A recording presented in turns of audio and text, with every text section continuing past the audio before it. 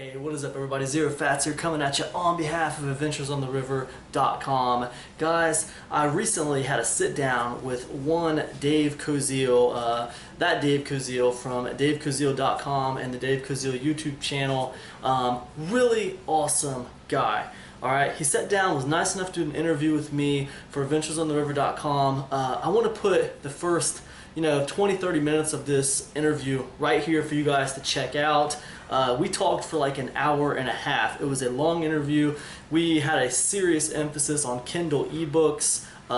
He talked a lot about ways to go about doing this to where it's effective, to where it's money making. Definitely a powerful interview. Koziel's awesome, man. I remember watching Koziel on his YouTube channel when he was doing Amazon FBA. I remember when he first got suspended from his eBay account, then he moved to Amazon FBA, and then he made the transition from FBA over to digital products. And I was fascinated by this because it's a similar path to what I took. So I really want to talk to him about it and kind of get his kind of pick his brain a little bit on why he made that transition and just some of the things he's learned along the way. And I wasn't disappointed. It was an awesome interview. I really appreciate him taking the time to sit down and talk to me about it. And without further ado, man, I want to share the first part of that interview with you guys. I'll put the whole thing inside AdventuresOnTheRiver.com for September content 2015. I'll see you guys. Enjoy. Peace. Sorry. This is ZeroFatz coming at you on behalf of AdventuresOnTheRiver.com and the ZeroFatz YouTube channel. Man, today I have a very special guest. I have the one and the only Dave Coziel. I've been following Dave on his YouTube channel for a while now, man. We're talking about a guy who runs into obstacles and he just adjusts and keeps on moving forward. This cat does not know the meaning of the word give up, all right?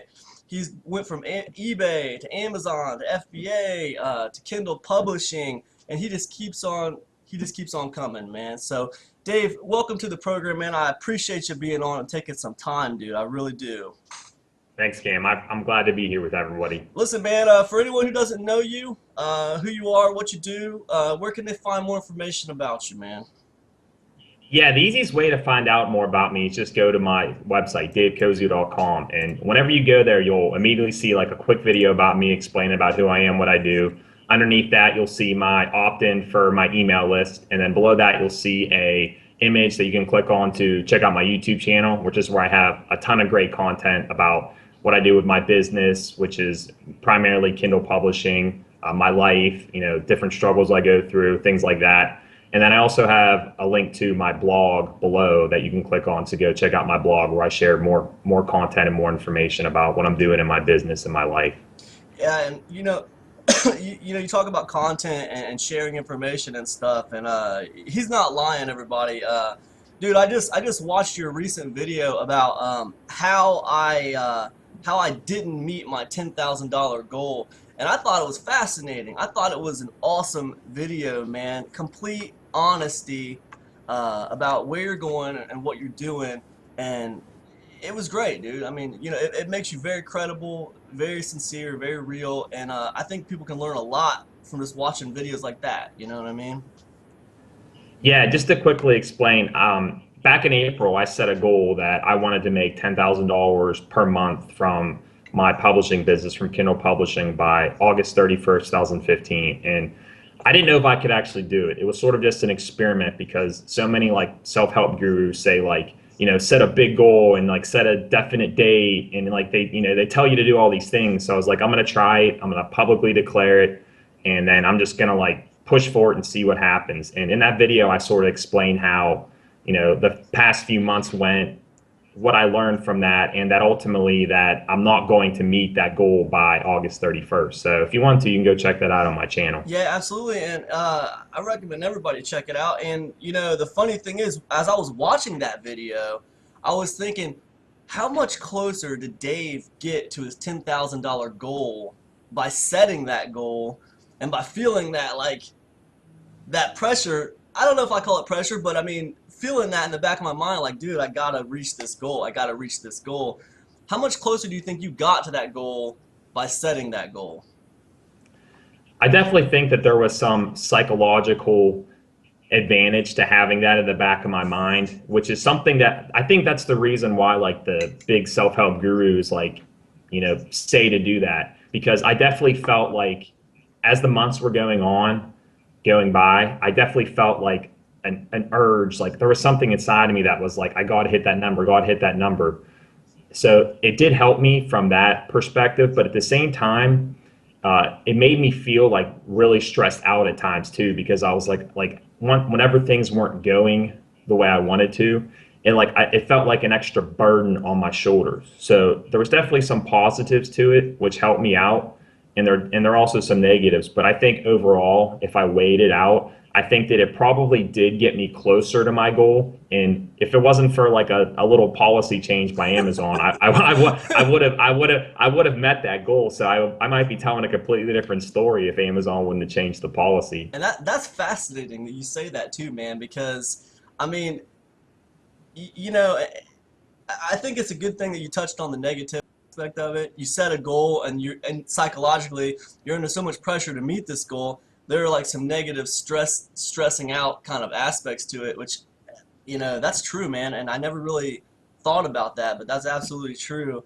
The other thing that you touched on is, dude, I probably would have met that goal if Amazon wouldn't have policy changed. I mean, and that would be really, really frustrating to me to set a goal like that and know you're gonna meet it, except for events outside of your control. you know, um, when you when you were making decisions to try to reach your goal, you didn't do those. You didn't make those decisions and take actions the way you did, with the idea in your head that this is how Amazon's going to do their publishing. You didn't make decisions. If from the beginning you would have known, well, they're going to pay me this much per page, maybe you would have moved differently. Maybe things would have, it probably would have been a different scenario. And then in that case, knowing you probably would have met your goal. Okay, cool, man. That's really neat. Very, very insightful. Listen, man, how did you get started with Kindle publishing? Let me just put this stuff on hold and let's go back to the beginning, dude. How did you get started with Kindle publishing? How far have you come since then? Yeah, so I got started in Kindle publishing actually in October 2014, and I learned about it just from being on a Skype call with another YouTuber that I was friends with. And he told me about how he was making, a few $1,000s per month from Kindle publishing. And he said, you should try this out. So I tried it out, and I literally didn't buy any course. I didn't even do any research on it. I literally just winged the whole thing. As far as I hired a writer from Upwork.com, which at the time was Odesk. I got a cover from Fiverr, and I just winged it and slapped the thing up on Amazon. And that first book sold me 0 copies. I made I made no money from that book whatsoever. And I was like, whatever. At that time, it was the fourth quarter. I was heavy into selling on Amazon and eBay at the time. So I was, pretty busy with that and was making good money with that. So I kind of just put that Kindle publishing on the back burner for a while until about February 2015. I ran into some issues with my eBay account, which I can talk about later. And also just, I was pretty burned out, man. Reselling on Amazon, the method I was using, which was retail arbitrage, online arbitrage, and just thrifting, there's a lot of hustle that's involved in it. If you want to make a nice income from doing that, you have to be out there every day, grinding away, hustling. And I just wanted to try something different. So I decided to get back in to pick up the Kindle publishing again, and I completely redid that book. I actually purchased a couple courses, went through them, and I was able to completely redo that first book and get it to sell again. And then that just sort of motivated me. I was like, you know what? I hear other people who are having a lot of success with this. They're making a few $1,000s per month. Some people were claiming to make 10,000, 20,000. Whether they were or not, I don't know. But I saw the potential for my one book. I was like, if I can replicate this book 50, 100 times, I'll be making X amount of money. So my goal was just the success I had with that first book was to just replicate that over and over again in all my books. And then eventually I figured once I had enough books, I'd be making a decent amount of income. And that was what I did. I just continued on by doing that. That's awesome, dude. And you mentioned you outsourced your first book, and when you started trying to scale that, man, what like how did you see yourself scaling it? Were you like, well, let me try, putting out like 5 books a month, or a book a week, or whatever? Yeah, I definitely realized that if I wanted to make it like a full-time income from this, from Kindle publishing, I definitely needed to scale. And I knew that even though I had a desire to write my own books, I knew that I was limited by my own ability to write every single day. So I knew that to make this into a full-time income for me quickly within like a matter of months as opposed to years, I needed to outsource the writing. So what I did was after I literally for like a month, from like February to March, I messed around with that one book. Like I like changed the title, keywords, like I like did everything I could just to try to figure out. Like I used that one book as like my test sort of to see like, all right, if I do this, if I change this keyword, what happens? If I change this in my title, what happens? And I literally spent a whole month just on that one book messing around with it. That's So I and so that is and awesome, man. yeah. This is what I'm talking about with you, man. You do not quit, dude. You were like, dude, I'm gonna make this work, man. I am going to make no. This one thing is going to be successful. How can I make this happen? Yeah, it literally, and then like I finally figured it out. And then once I figured that out, I was like, all right, I got to scale this. So I started off, my next thing was like, all right, I'm just gonna put out like 2 books. And I actually like came up at one time, I like came up with 2 more book ideas. I hired one writer on Odesk, now Upwork, to write both of them for me.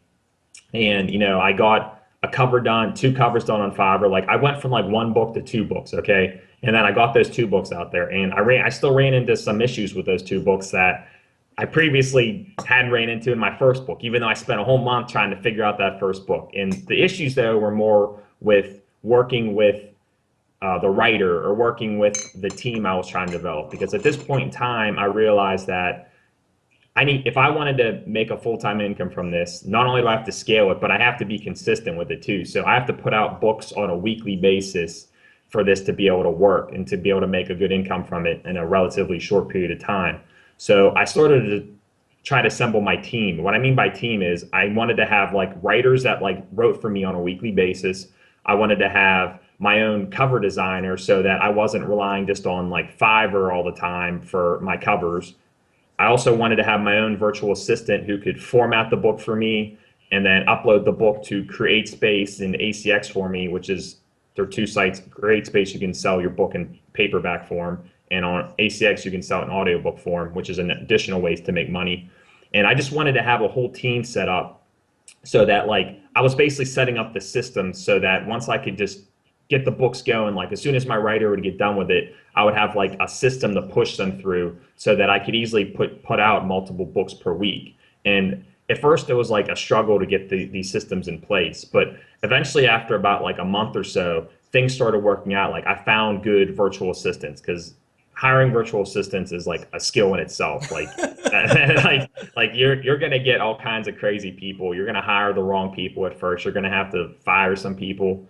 But the whole key was just setting up these systems so that I could eventually get to the point where it's like, all right, as soon as my book is done by the writer, I know to immediately send it to this virtual assistant. And I know that my cover designer is going to immediately get me a cover. And then all the way to the end of the process, which is having the book published. So that's sort of what I did. I scaled up from like 1 book to 2 books. And then eventually it was working out to be anywhere between, I was getting 3 to 5 books out per week once I got these systems set up. That's awesome, dude. That is awesome. And was Upwork a main resource for trying to put your system in place, trying to hire the people to, and I know it was Odesk back then, but was that a main resource for you when it came to trying to hire these people?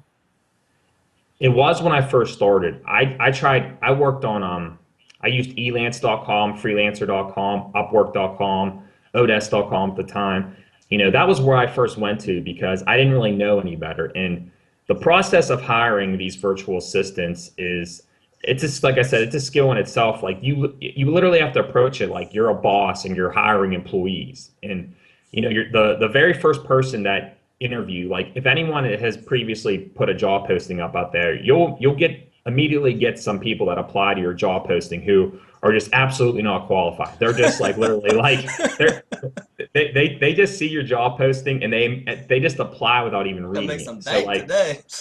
yeah, exactly. They're usually some like person from the Philippines who, wants they just literally mass apply to everything. And so like I had to start like fine tuning a process. Like for example, one thing I did was, I was like, all right, I want to make sure that these people are actually reading my job posting. So I literally put in every single job posting, who is the president of the United States? Like whenever you respond to my posting, let me know. And if you do not tell me who the president is, I will not even consider your application. And Wow. that was an easy way for me to like immediately filter out. Like if I didn't see President Obama and whenever they applied to my job, I literally didn't even check out their profile, their job, their That's application. fantastic, man. That's great. Yeah, and it was just things like that that I eventually learned to build up my team. But what I really, whenever I really started hitting traction and finding really good people, it wasn't actually from places like Upwork, freelancer.com, Elance. Like I did find some good people, but it took a lot more time. Like one job posting might not get me a person. Like I might go through every applicant and be like, all these people suck. Like I don't want any of them. But Wow. where I started finding people was actually whenever I was getting involved in Facebook groups about Kindle publishing, and I was starting to network with other people who were Kindle publishing and make friends with them. And I would ask them for a recommendation, and I started finding my best people through that method. So Nice. it wasn't actually through like a freelancer website. It was just from building relationships with people and then getting recommendations to good people. That is a really good tip, man, and I know I can second that because you know just last year I really started messing with Facebook groups and the networking ability from these groups has been just phenomenal, dude. It's been phenomenal. So yeah, Yeah. I definitely agree with you on that, and that's a great tip. Okay, look, man, check it out. I know that, like me, you started out selling physical products through Amazon, eBay, Amazon FBA. I kind of watched you transition to Kindle publishing and internet marketing. Can you talk about why you moved in that direction, and what were some of the challenges you faced, making that move?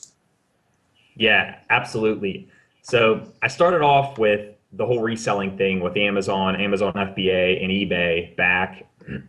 It was actually June 2014.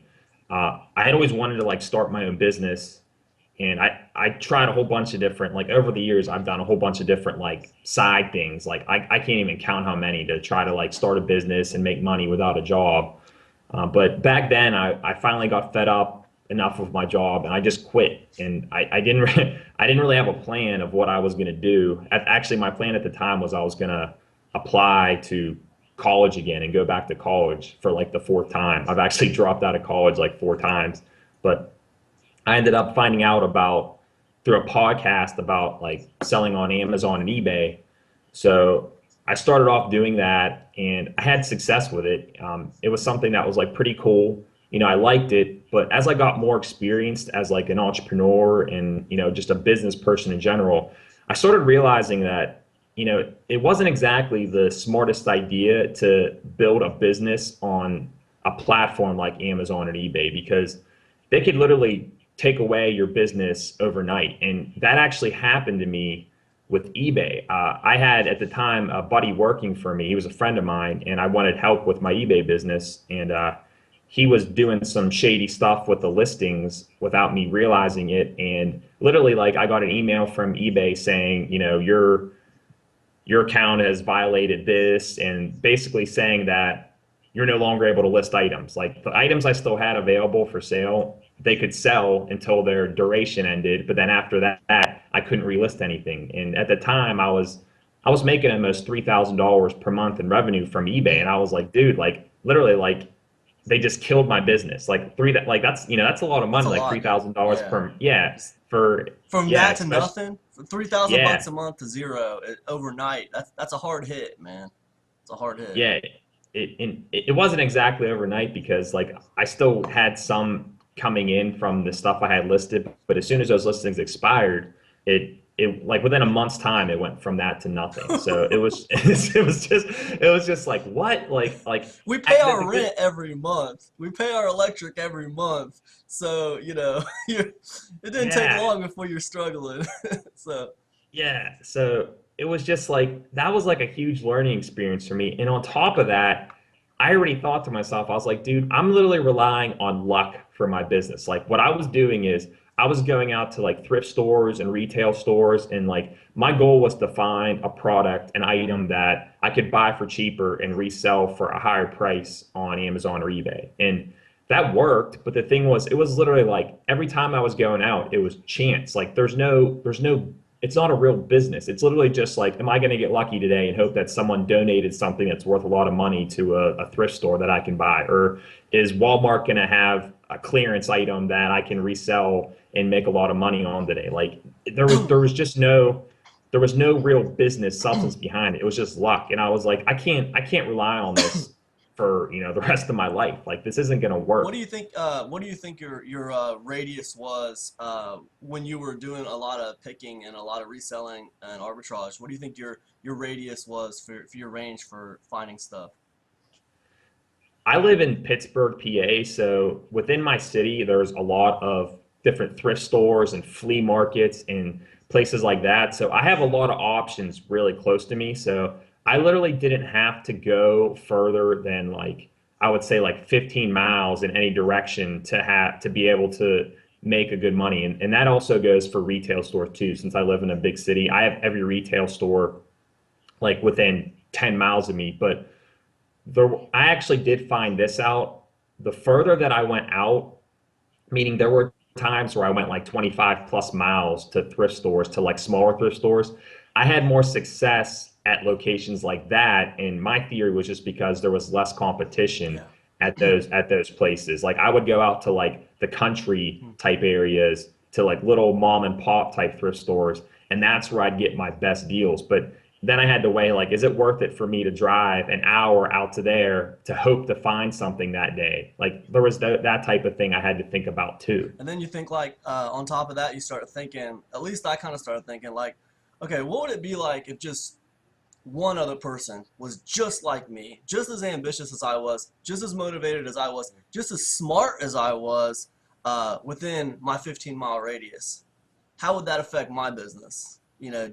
All of a sudden, now what if there's five? What if there's five other people just like me within this little 20 miles, and we're all fighting for the same thrift stores, the same retail, stores, the same everything? And like you said, man, there's a lot of luck involved there. Yeah, it's actually funny you say that because one of the times I drove out 45 minutes to this one thrift store that I always had good luck at. And there was an actual older gentleman there who I knew he was doing the same thing I was. Like he had a cart and it was like filled with stuff. And I could see him like researching on his phone, and I was like, dude, this dude probably just wiped out the whole store.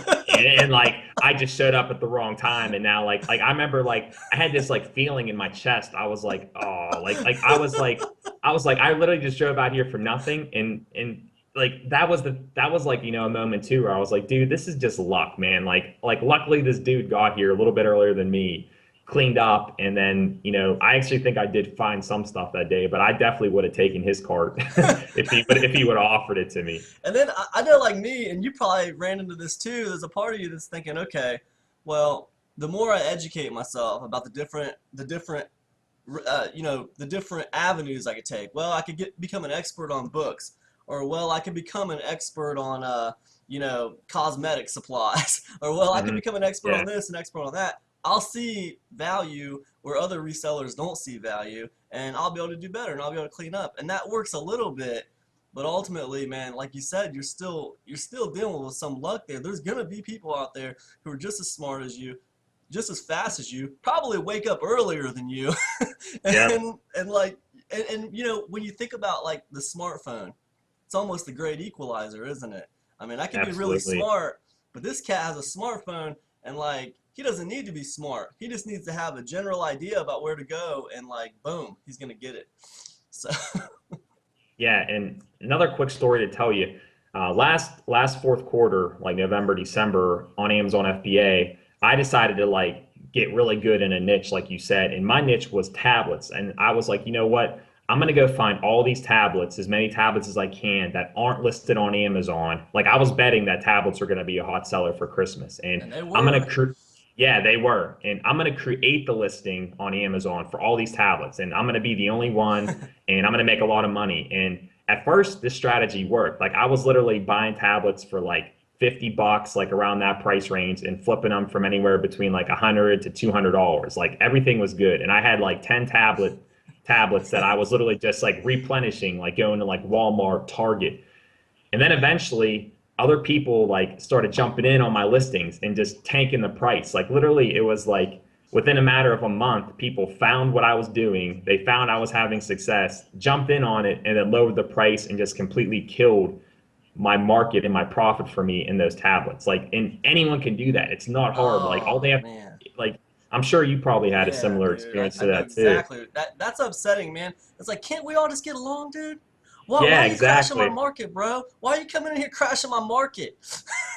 I just wanted to be like, can you at least just match my price? Like, I'll share the buy box with you. I don't care. Yeah. Like, just don't lower the price on me. Like, don't create People that. are fools, man. They think if I know. if they undercut you by a penny or by 25 cents, they're gonna get the buy box and they're gonna be making dough. What they don't realize is this other cat has an automated bot set up. His thing's gonna Yeah. adjust his price as soon as they take that low price, and bam, bam, bam, bam, bam, bam, bam, the market just crashes Um, pretty soon, man. You're like, dude, I can't even pick them up for that price. yep. And that's exactly what happened. And that was another eye-opening experience for me. I was like, dude, like this is not a real business. I was like, this is, and on it, I don't want to say it's a joke, but the way I look at it now is that if I want to make money that way, I think it's a good way to make like a side cash. Like if you want to make like an extra $500 to $1,000 per month to supplement your income, I think it's a great thing to do. But if you're relying on that for your full-time income, I think you definitely need to rethink your business model. Yeah, man, you're walking that tightrope, aren't you? Yeah, that's what I I think. got a cat who just emailed me. I was talking to you a little about this earlier, but a cat who just emailed me, man. Got his Amazon account suspended, and asking me advice on how he could get it reinstated. Man, I'm starting to look around for him, trying to figure some stuff out for him. And I gotta say, it doesn't look that good. It doesn't look that good, man. Yeah. Amazon, let's be blunt. Amazon doesn't give a crap. They don't care, Yeah. man. And it's just, and I know I mentioned this earlier in the show when we first started talking, but it's comical, but it's really scary that you could scale, $1 million, seven-figure business through Amazon FBA, and you could do it pretty systematically. It wouldn't take that much effort, go through Alibaba, source your product, and really scale it. And overnight, Amazon could shut you down, and they don't really even have to tell you why they're shutting you down. You'll No. go from seven figures to zero in less than 24 hours. And that's scary, man. That's scary. Yeah, I actually was thinking about going that whole private label route. And I actually got to the point where I had already negotiated with a supplier that I found on Alibaba, and they had sent me samples. Like we had worked out the deal. Like all I had to do was literally like pull the trigger and pay for the product. And at the last minute, I backed out. And I don't really have a reason why. Like I couldn't tell you like this was the reason why, but I'm glad that I did. Like something in my gut just was like, don't do that. And I'm not saying that it can't be profitable. Like I just think that you need to look at it like, dude, I'm trying to get some quick money out of this. Like maybe like run this for like a year or two, hope that Amazon doesn't shut down my account, take your profits and then invest it elsewhere. Like that would be how I would approach it if I'm going to be like private labeling Yeah, on at least using Amazon. yeah, definitely, dude. And I don't want people to get the wrong impression watching this interview. I don't want them to think, I'm not trying to down Amazon and say, hey, man, if you do Amazon, you're stupid. Everybody who does Amazon is uncool. That's not what I'm saying at all. Uh, man, when you're in business, like, minimize your risks. You know what I mean? And like, man, you gotta like try to like push things back to properties you own. But like you said, man, I mean, that being said, dude, Amazon FBA, I mean, you can make a lot of money very quickly using this program. I mean, there's no doubt about that. I mean, it's been proven time and time again. I got in on it, made lots of money. You got in on it, made lots of money. Yeah. Lots of people are making lots of money on Amazon FBA. And because they're making lots of money, sometimes it is hard for them to move to like, digital publishing, or their own website because they're doing so well with this model. You know, what do you think about that, man? How did you make that transition? I know you kind of talked about that already a little bit, but was it hard for you to move away from making that money on Amazon FBA to take a risk and try something different? Yeah, it was, because I talked about how, the issue I had with eBay, but I didn't have any issues with Amazon FBA besides the fact that people were jumping in on my listings. But like last fourth quarter, I probably made around like $10,000 in profit, which, like I literally, like in January in my business bank account, I had like 10,000 additional dollars that like weren't there previously. And like, yeah, exactly. And like, I was just like, wow, this is awesome. And I was like, all right, some people jumped in on my tab listings. I was like, so what? All I have to do is go find like more items. Yeah. I was like, I'm a smart dude. I was like, I can find like, 10 more items that are not on Amazon and do like, I could repeat the process over and over again. And I was like, you know what? Even if people do find it, I'll just keep moving on. And like, it was really tempting to do that. And especially considering that at the time I was like, a lot of my friends that I had like made that were also selling on Amazon, like they were real, like when I told them that I was thinking about, doing something different as far as like digital publishing, they were like, what are you doing, man? You're crazy. Like you just made all this money. Like, why would you move away from it? Like you already know what you're doing on Amazon FBA. But like, I was just like, you know what? Like, I just don't like, I didn't believe in that as a long-term thing for me. And not only that, it just didn't align with like what I wanted to do. Like I'd always pictured myself being someone who was able to like make a full-time income from just the internet. And what I mean by the internet is not from like actually like having to ship out products myself, even if that just means shipping it to the Amazon warehouse, but being able to like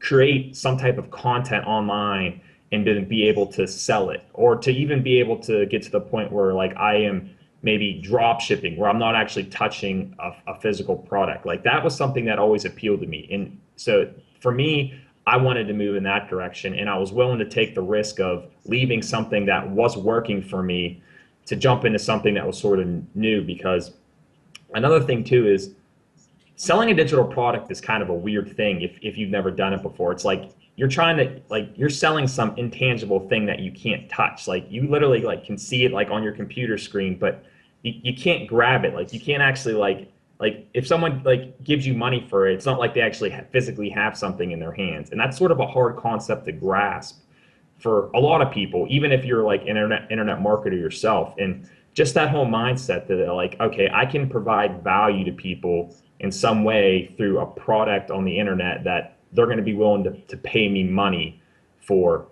Like that was a whole mindset shift in itself. And it was hard for me to overcome that too. And the way that I actually did was just by getting my first sale from the first ebook I put out. And like once you get that first sale, you're kind of like, wow, man, this is awesome. Like this is so cool. Like literally someone just paid me money for this digital thing I created. I don't have to go back to the store and get more of them. Yeah, exactly. It was just like, whoa, man, like I can't believe this. And then like once you get that feeling, it just makes you want to, it motivates you, it inspires you, and you want to keep doing more of it. That's awesome, dude. I mean, yeah, that's really cool. Okay, look, man, let me I know we've talked a lot about physical product, and it was important to me, man, because I know you came from that space, and I did too. And there's a lot of people out there who still are on my YouTube channel that are in that physical product space, and they might be wanting to transition. So I really wanted to kind of pick your brain on where your thoughts were on that. But that being said, man, let's talk about Kindle publishing a little bit here. As someone who releases Kindle books regularly, what kind of niches or genres have you explored? What do you find to be the most lucrative for you?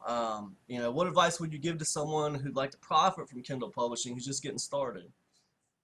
All right, everybody. So there's the first half hour of the Dave Coziel interview. Dave was really, really nice and very, very generous with his time and sitting down and talking to me about some of the things he's been doing, what he's working on, and some of the things that have been very successful for him. Hope you guys have enjoyed this interview. I hope you enjoyed it as much as I enjoyed doing it with him.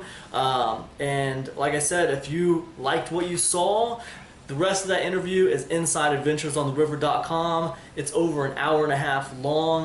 He talks about a lot of cool stuff. So make sure you get over there at adventuresontheriver.com and check it out. As far as this video right here goes, man, please like, please share, please subscribe to ZeroFatz Returns YouTube channel. I appreciate you all. And I'll see you guys in the next one. God bless you.